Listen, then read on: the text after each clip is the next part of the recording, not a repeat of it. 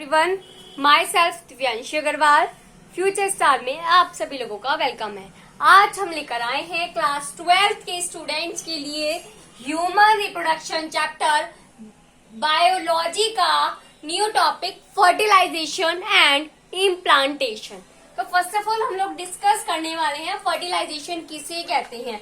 हमने previous lecture में भी इस चीज को डिस्कस करा था फर्टिलाइजेशन को, और आज दोबारा से हम इसको बहुत अच्छे से एक्सप्लेनेशन इसकी करने वाले हैं। ओके, तो फर्टिलाइजेशन किसे कहते हैं पहले इसे देखते हैं। जब स्पर्म और ओवम दोनों आपस में आकर मिलते हैं और फॉर्मेशन करते हैं जाइगोट का, तो उसे कहते हैं fertilisation.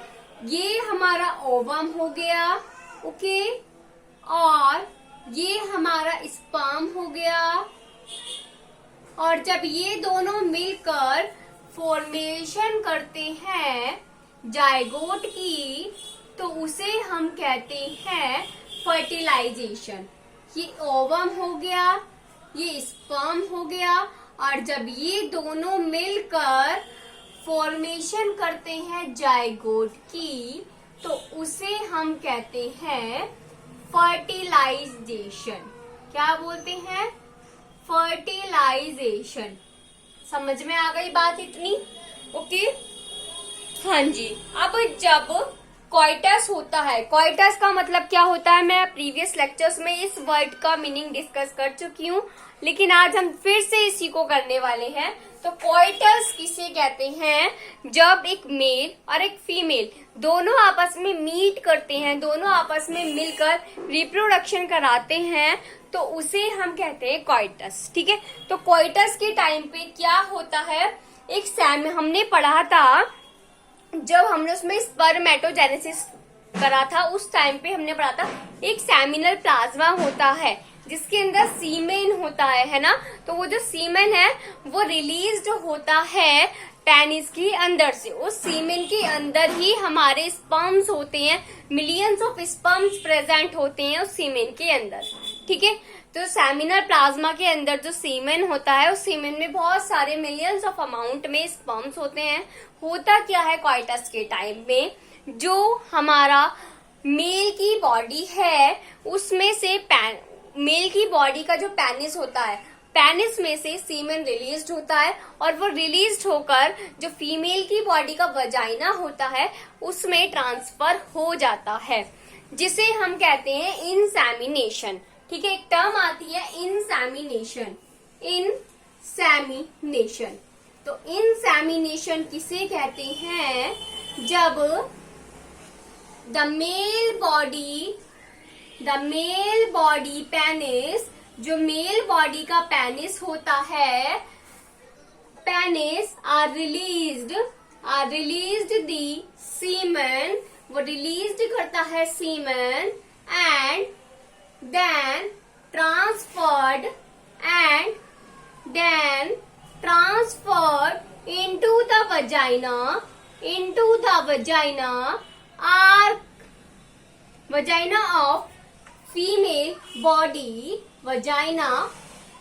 of female body, are called as insemination।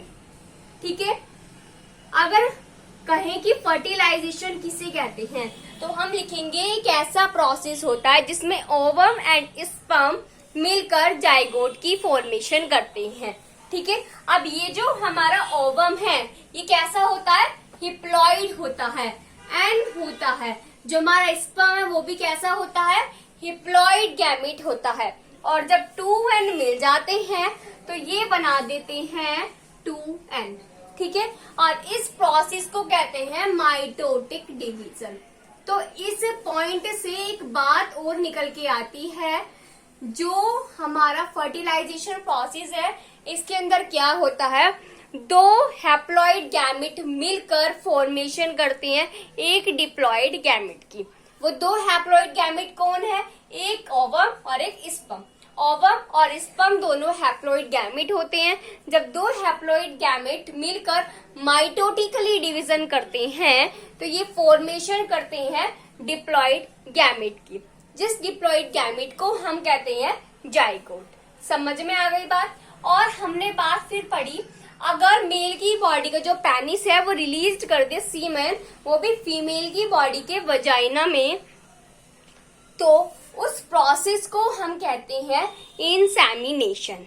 समझ में आ गई बात। अब हमने कॉन्सेप्ट पढ़ा था जब हमने स्ट्रक्चर देखी थी फीमेल रिप्रोडक्टिव सिस्टम, उसमें एक पार्ट होता है फैलोपियन ट्यूब होता है ना, जिसे हम ओविडक्ट भी बोलते हैं। तो फैलोपियन ट्यूब होता है, ठीक है, मैंने आपको बताया था ना, उसमें एक पार्ट होता है फैलोपियन ट्यूब, ठीक है।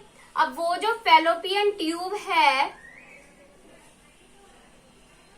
उसके 3 पार्ट्स होते हैं। वो इस तरीके का, जैसे हमारा हैंड होता है ना, ऐसे इस तरीके की स्ट्रक्चर होती है फैलोपियन ट्यूब की, ठीक है। क्या कहते हैं? इसे कहते हैं भाई फैलोपियन ट्यूब। अब ये जो फैलोपियन ट्यूब है ना, इसके 3 पार्ट्स में डिवाइड है ये, ठीक है। एक एम्प्यूला, एक इस्थमस, ठीक है। तो जो हमारा एम्प्यूलर इस्थमस होता है, एक होता है एम्प्यूला, एक इस्थमस और एक इनफंडिबुलम। Isthmus, ampulla, infundibulum. और इनफंडिबुलम में एक फिंगर लाइक स्ट्रक्चर होती है जिसे हम फिम्ब्रे बोलते हैं। इसे हम कहते हैं फिम्ब्रे। अगर किसी ने वीडियो नहीं देखी है और उनको नहीं पता है फैलोपियन ट्यूब की स्ट्रक्चर के बारे में, तो वो वहां से जाकर बहुत अच्छे से डीप में देख सकते हैं, फीमेल रिप्रोडक्टिव सिस्टम को समझ सकते हैं, ठीक है। यहाँ पर हमें सिर्फ इसकी थोड़ी सी नीड है, तो हम थोड़ा सा ही इसका पार्ट लेंगे। तो ये एक फैलोपियन ट्यूब है। फैलोपियन ट्यूब जो होता है इसके 3 पार्ट्स में डिवाइड हुआ रहता है, एक इनफंडिबुलम, एक इस्थमस और एक एम्प्यूला, ठीक है।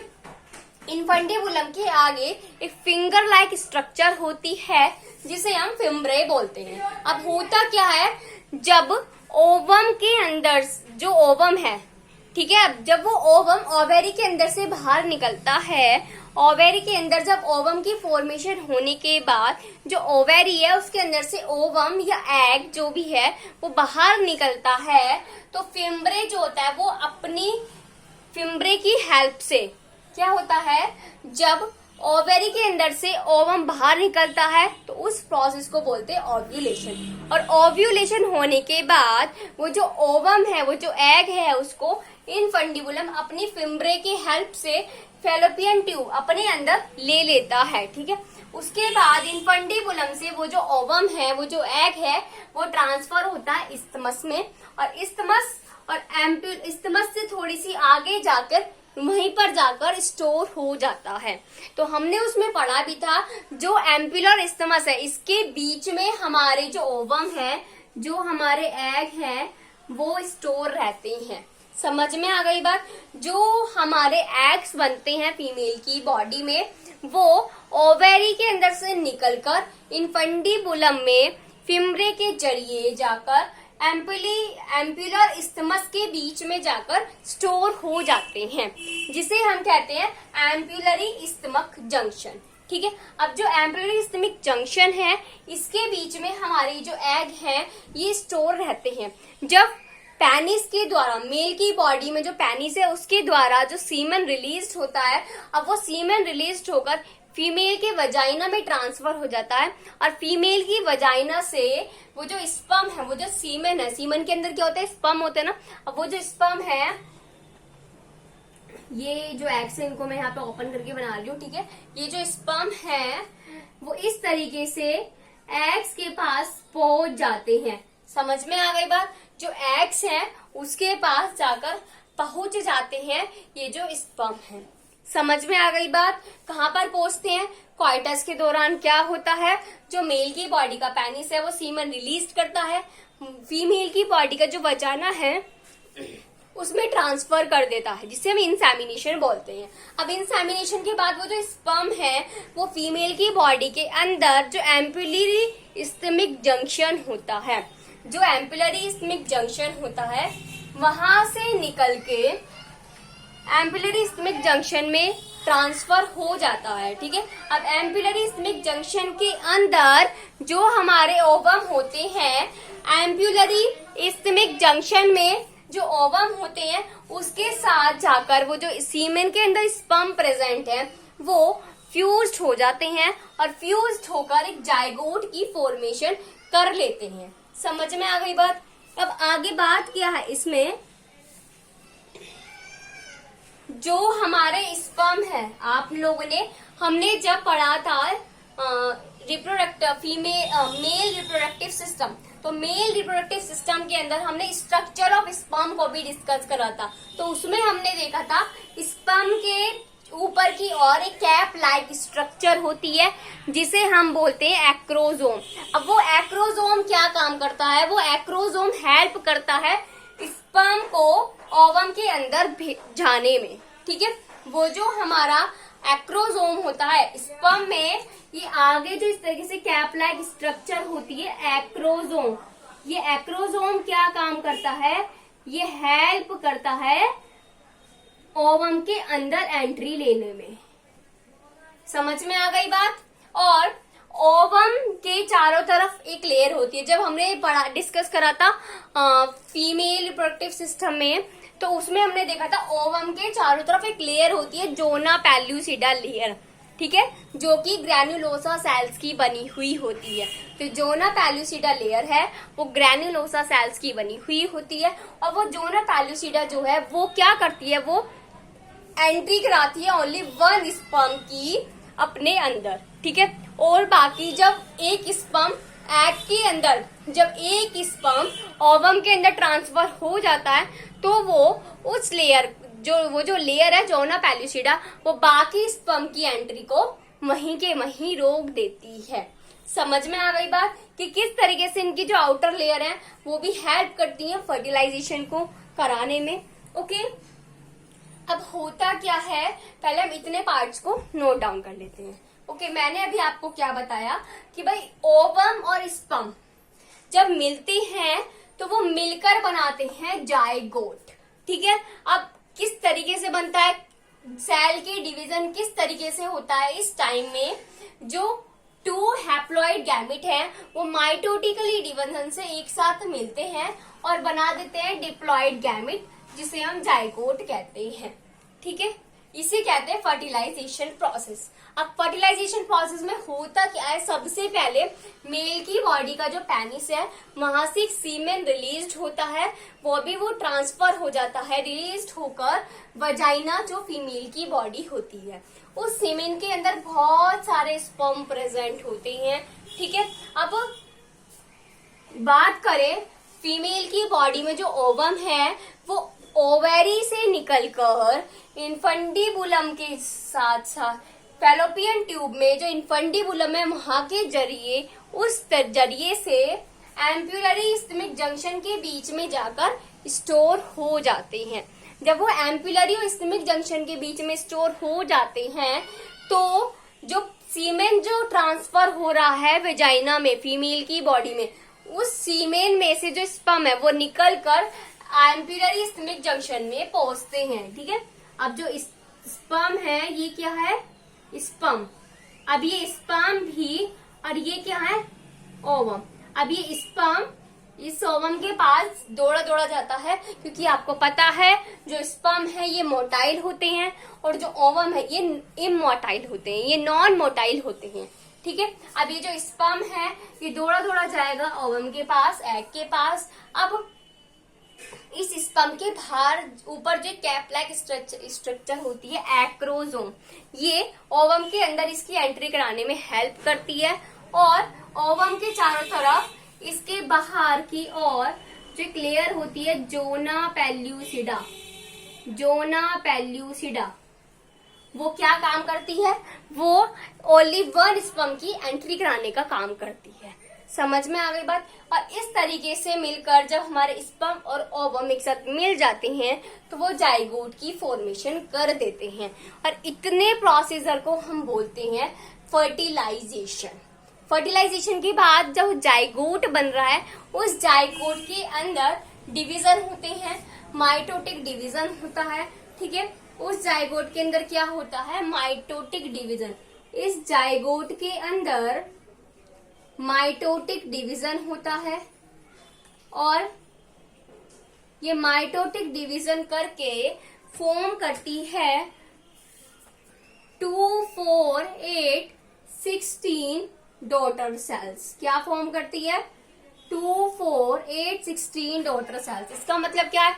सबसे पहले जाइगोट से 2 सेल्स बनती हैं, फिर वो 2 सेल्स 4 सेल्स में ट्रांसफर होती हैं, कन्वर्ट होती हैं, फिर 4 8 में डिवाइड होती हैं और 8 16 में डिवाइड हो जाता है। अब वो जो 16 सेल्स हैं वो मिलकर बनाती हैं ब्लास्टोमर। इस तरीके से एक के अंदर जो 16 सेल्स, ये तो मुझे पता नहीं कितनी है, लेकिन एक के अंदर जैसे ये 16 सेल्स होती हैं तो ये 16 सेल्स मिलकर बनाती है ब्लास्टोमर। क्या मिलकर बनाती है? ब्लास्टोमर्स। समझ में आ गई बात? अब इस तरीके से 16 के बाद भी माइटोटिकली डिवीजन चलता रहता है, चलता रहता है, चलता रहता है। और जब माइटोटिकली डिवीजन होता रहता है तो ब्लास्टोमर्स जो है ये एक ब्लास्टोसिस्ट बना देते हैं। मतलब ये स्ट्रक्चर हमारी इस तरीके से सारे साइड में पहुंच जाएंगे। ठीक है, इस तरीके से ब्लास्टोसिस्ट की फॉर्मेशन कर देते हैं। समझ में आ गई बात? अभी जो ब्लास्टोसिस्ट होता है इसे हम क्या कहेंगे? इसे हम कहेंगे ब्लास्टोसिस्ट। ब्लास्टोसिस्ट। अब ये जो ब्लास्टोसिस्ट है, क्या है ये? इसे हम कहते हैं ब्लास्टोसिस्ट। अब ये जो हमारा ब्लास्टोसिस्ट है इसमें हमारे 2 लेयर्स होती हैं। एक बाहर वाली को कहते हैं, जो आउटर लेयर होती है ना ब्लास्टोसिस्ट की। मैं एक ब्लास्टोसिस्ट यहाँ ले लेती हूँ। ये जो एक ब्लास्टोसिस्ट है इसके अंदर ही जो बहुत सारे सेल्स का ग्रुप है, इसके अंदर बहुत सारे सेल्स का ग्रुप रहता है जिसे हम कहते हैं इनर सेल मास। क्या बोलते हैं? Inner cell mass. और इसका ये जो आउटर लेयर है इसको बोलते हैं ट्रोपोब्लास्ट। क्या बोलते हैं? ट्रोपोब्लास्ट। समझ में आ गई बात? होता क्या है? जाइगोट के बाद डिवीजन होता है। डिवीजन होकर पहले 2 सेल्स बनती हैं, फिर 2 से 4 बनती हैं, फिर 4 से 8 बनती हैं और फिर 8 से 16 बनती है। अब वो जो 16 डॉटर सेल्स है उन्हें हम ब्लास्टोमर्स कहते हैं। उनका नाम क्या है? ब्लास्टोमर्स। अब वही 16 से आगे उसके अंदर डिवीजन चलता रहता है, जिससे वो एक सिस्ट की फॉर्मेशन कर लेती हैं, जिसे हम ब्लास्टोसिस्ट बोलते हैं। अब ब्लास्टोसिस्ट के अंदर इस तरीके से जो बहुत सारी ग्रुप ऑफ सेल्स प्रेजेंट है। ग्रुप ऑफ सेल्स मतलब एक गुच्छा सेल, ये एक गुच्छा है सेल का, ये एक गुच्छा है सेल का, ये एक गुच्छा सेल, बहुत सारे क्लस्टर ऑफ सेल्स प्रेजेंट होती हैं, बहुत सारे गुच्छे प्रेजेंट होते हैं सेल्स के। समझ में आ गई बात? ब्लास्टोसिस्ट में क्या होता है? सेल्स के बहुत सारे गुच्छे प्रेजेंट होते हैं। ठीक है, अब जैसे ये एक है, इस एक के अंदर बहुत सारे सेल हैं। ठीक है, तो उसे हम कहते हैं इनर सेल मास और उसकी जो आउटर लेयर है उसे बोलते हैं ट्रोपोब्लास्ट। समझ में आ गई बात? अब होता क्या है, ये जो ट्रोपोब्लास्ट है ये फीमेल की जो यूट्रस होती है, फीमेल की जो यूट्रस होती है उससे जाकर अटैच्ड हो जाता है। ये ट्रोपोब्लास्ट वहां जाकर अटैच्ड हो जाते हैं। जब ये वहां जाकर अटैच्ड हो जाते हैं और जो ये इसके अंदर का इनर सेल मास है ये भी एंडोमेट्रियम के अंदर पहुंच जाता है, उसके अंदर ही एक तरीके से एब्जॉर्ब हो जाती हैं ये सेल्स। एंडोमेट्रियम की जो सेल्स हैं यूट्रस की, जो सबसे अंदर वाली लेयर होती है उसे कहते हैं एंडोमेट्रियम लेयर। अब वो एंडोमेट्रियम लेयर में जब ये ट्रोपोब्लास्ट जाकर अटैच्ड हो जाते हैं और इसके अंदर की जो सेल्स हैं वो एंडोमेट्रियम के साथ जाकर मिल जाती हैं, तो उस टाइम का जो टाइम पीरियड होता है उसे हम कहते हैं इम्प्लांटेशन। और इम्प्लांटेशन से लीड होती है हमारी प्रेगनेंसी। समझ में आ गई बात? इम्प्लांटेशन किसे कहते हैं? जब ट्रोपोब्लास्ट आकर अटैच्ड होता है endometrium lining of uterus wall से, ठीक है, और जो इसके अंदर इनर सेल मास है वो डिफ्रेंशिएट हो जाते हैं एंडोमेट्रियम लाइनिंग से, तो उसे हम कहते हैं इस टाइम ये जो हमारी स्ट्रक्चर बन के आई है इसे हम कहते हैं प्रोसेस को इम्प्लांटेशन। समझ में आ गई बात? क्या बोलते हैं? इम्प्लांटेशन। और ये इम्प्लांटेशन ही लीड करता है प्रेगनेंसी को। जब इस तरीके की स्ट्रक्चर फीमेल की बॉडी के अंदर बन जाती है तो उससे पता पड़ती है प्रेगनेंसी की बात। समझ में आ गई बात? तो ये था फर्टिलाइजेशन एंड इम्प्लांटेशन। ये हमने यहाँ पूरी अच्छे से एक्सप्लेनेशन देखी है। नोट्स की टेंशन आप मत लेना, नोट्स में डिस्क्रिप्शन में डाल दूंगी। बस आपको यहाँ कॉन्सेप्ट समझना है कि कॉन्सेप्ट क्या बोलता है। अगर आपने इस कॉन्सेप्ट को अच्छे से समझ लिया तो आपको नोट्स की भी जरूरत नहीं पड़ेगी। समझ में आ गई बात? Okay, thank you and have a nice day. And अगर आपकी कोई भी क्वेरी हो तो आप कमेंट सेक्शन में कमेंट जरूर कर देना। एंड प्लीज फ्रेंड्स, वीडियो को लाइक, शेयर एंड सब्सक्राइब करना ना भूलें। Okay, thank you and have a nice day.